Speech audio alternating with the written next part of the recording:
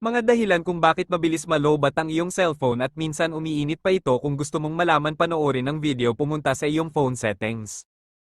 Ang una nating puntahan ay dito sa More Connection. Pindutin ang Printing. Pindutin ang Default Print Service.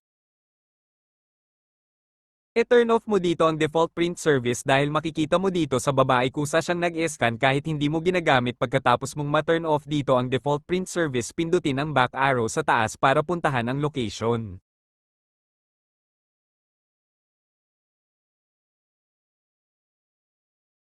Kapag nandito ka na sa phone settings mo, pumunta sa baba at hanapin ang location. Pindutin ang location. Pumunta dito sa Advanced Settings.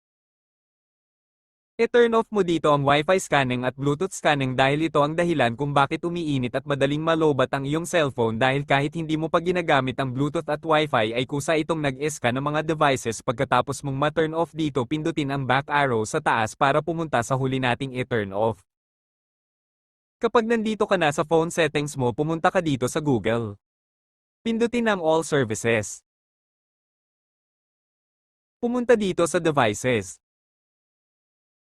I-turn off mo dito ang Scan for Nearby Devices dahil kusa itong nag-scan ng mga devices kahit hindi mo naman ito ginagamit. Pagkatapos mong ma-turn off dito, i-restart ang iyong cellphone.